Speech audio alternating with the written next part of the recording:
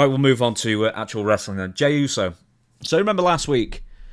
Yeah, I think I made an he impassioned. pitched. He pitched a hissy fit. Yes, he did. A hissy fit. What is a hissy fit, by the way?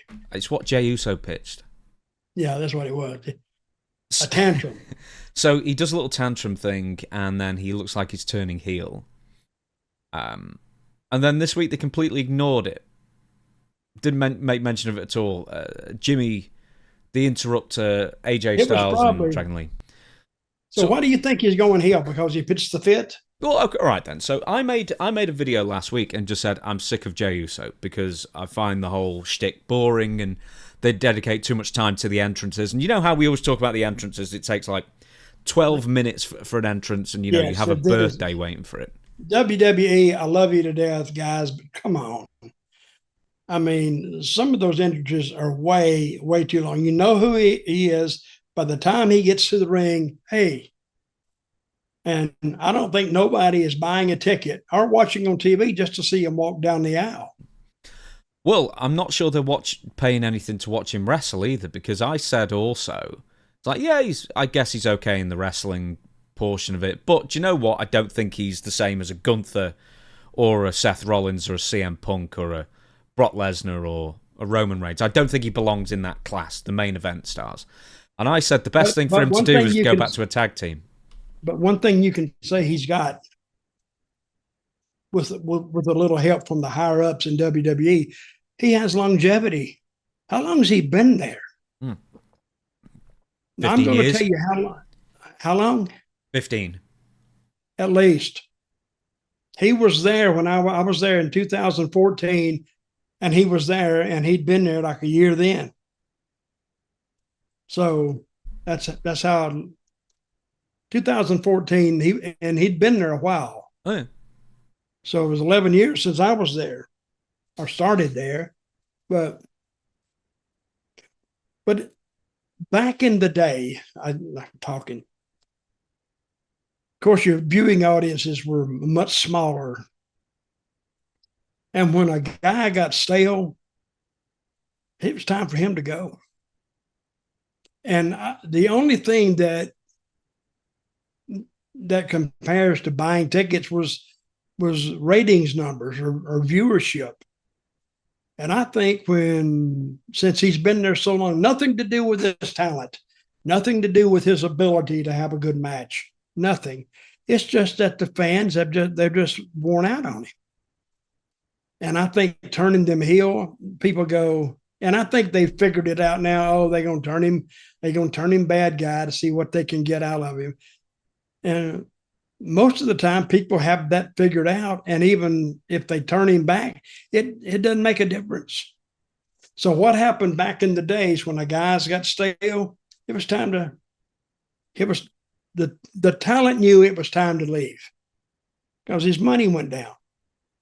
And the promoter knew it was time for him to leave because whenever they tried to do something with him in the main event or whatever, they called it being burnt. We burned him. So, and nothing against him. It's just, it's just a cycle that all wrestlers back in the day went through. And I think, and now they're doing it not only on a national stage, an international stage. So if the Usos come on and when they were really hot, yeah, you would watch the match. But if they're not hot, they're just another match. You actually are doing more damage to them. You're doing a disservice to them by trying to do something with them when there's no heat behind them at all. There's no push behind them. So what did they you can do what they want to do, but I think it would take something big. But again, where are they going to go? I think TKO is such a big company, they can say, guys, take time off and we'll pay you half your money while you're home. Or we'll pay you 30. They may make like $500,000 a year. Well, that's what I was going to ask you. $500,000 to make 2 TVs and a house show, maybe, and a pay-per-view. But that's what I was going to ask you. How do you sit someone home for 6 months when they're on guaranteed 7-figure contract? Well, you pay them and send them home.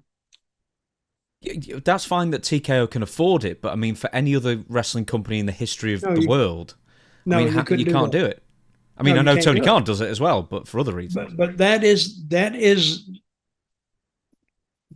the drawback of the old time system, because you're not going to send somebody home, and especially in the old days, because you couldn't afford it.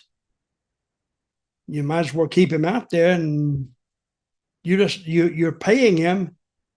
But if you're paid off the house, so to say, it's the way most guys used to be paid, off the gross receipts of a house.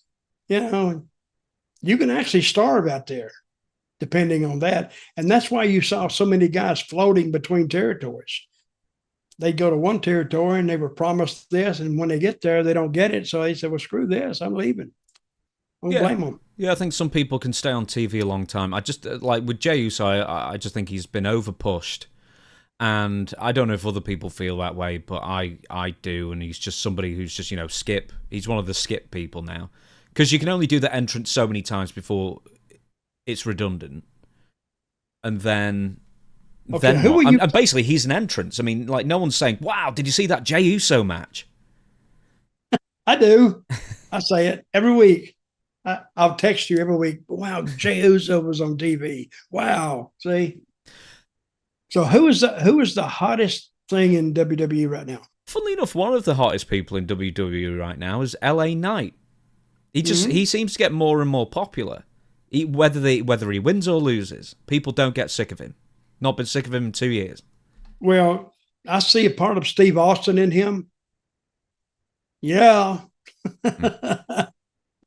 But see, that is his own gimmick.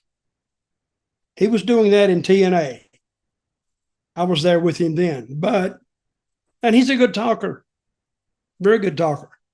So, But that's a good question though. Who's really hot in WWE? Anyone? Gunther. We'll get to Gunther in a minute. In fact, just before And who was one of the first super fans of Gunther on this show? what on this show, Yeah. narrows it down to two people. Yes. And Yes, who you. was a fan? We'll say I you. loved him. I still like him because he went out there with that serious style and he got over. And he's a big guy. So, and they dumped the manager because he didn't need him anyway. I think the manager kind of took away from him. He didn't need a manager. So let's say you can't send somebody home. Let's say you can't get rid of them because they're on a guaranteed contract and they're not going to go anywhere. How best to combat someone going stale then? Because I think in Jey Uso's case, turning heel won't make any sense. And then in the video that I made last week, and I'm not saying WWE took my idea because I very highly doubt anybody watched, but I said you might as well dump him back in the tag team division because that division's also desperate for established teams to, get it going. And then the next week they did it. And I thought, wow, I called that one. And I thought that's probably the best place for Jey Uso. Call him off, get rid of him out the main event picture for a bit, try again later.